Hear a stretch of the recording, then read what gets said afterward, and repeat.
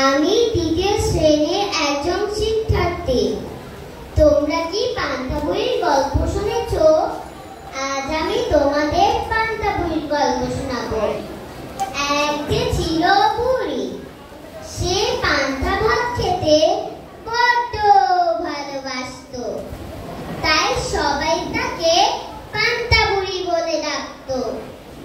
কিন্তু কদিন ধরে পান্তা বুড়ির মনে কোনো শান্তি নেই, কারণ এক চোর বেটা রোজ রাতে পান্তা বুড়ির পান্তা ভাত খেয়ে নিয়ে চলে যেত।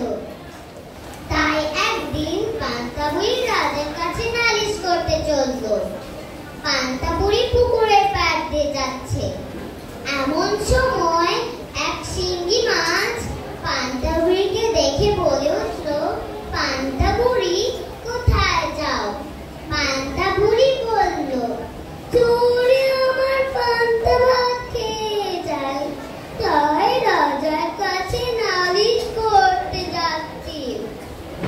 শিঙ্গি মাছ বলল, সঠিক বিচার না পেলে আমার কাছে এসো, তোমার ভালো হবে। পান্তা বুড়ি বলল, আচ্ছা। পান্তা বুড়ি আবার চলল।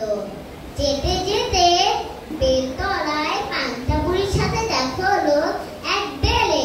বেল বলল, পান্তা বুড়ি কোথায় যাও?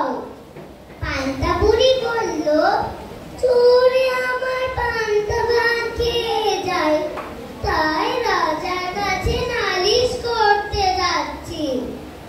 বেল বলল, সঠিক বিচার না পেলে আমার কাছে এসো, তোমার ভালো হবে। পান্তা বুড়ি বলল, আচ্ছা। পথে যেতে যেতে পান্তা বুড়ির সাথে দেখা হলো গবরের। গবর বলল, পান্তা বুড়ি কোথায় যাও? পান্তা বুড়ি বলল, চোরে আমার পান্তা ভাত খেয়ে যায়, তাই রাজার কাছে নালিশ করতে যাচ্ছি। গবর বলল, সঠিক বিচার না পেলে আমার কাছে এসো, তোমার ভালো হবে। পান্তা বুড়ি বলল, আচ্ছা। সবশেষে পান্তা বুড়ির সাথে দেখা হলো এক খুরে। খুর বলল, পান্তা বুড়ি কোথায় যাও?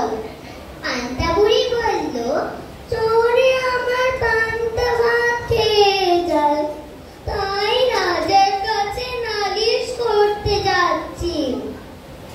খুর বলল, সঠিক বিচার না পেলে আমার কাছে এসো, তোমার ভালো হবে। পান্তা বুড়ি বলল, আচ্ছা। এরপর হাঁটতে হাঁটতে পান্তা বুড়ির রাজসভায় রাজার কাছে এলো। রাজা বলল, কি বুড়ি কি চাও?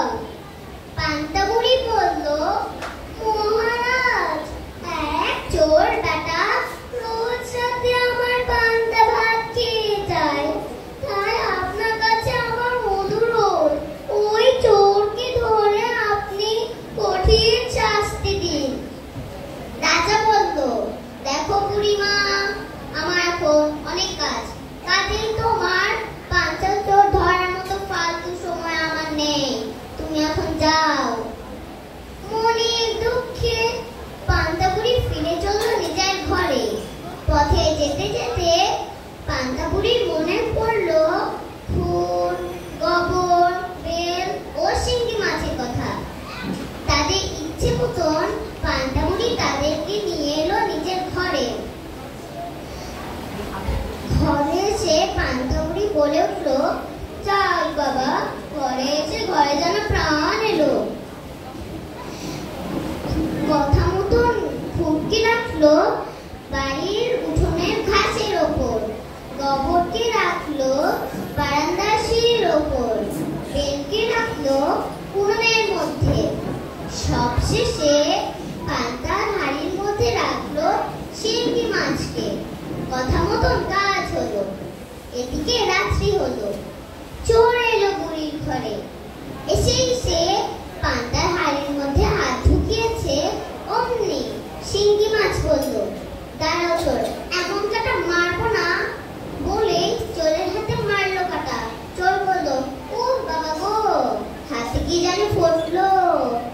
দুম ব্যথা হচ্ছে।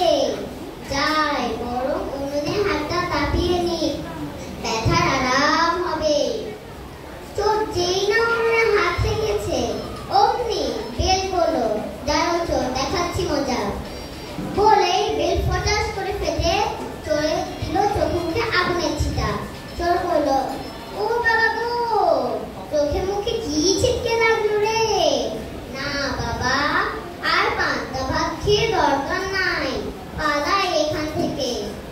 চোর যেই না বারান্দার সিঁড়ির উপরে রাখা গোবরের উপর পা রেখেছে অমনি চোর ধপাস করে পড়ে গেল।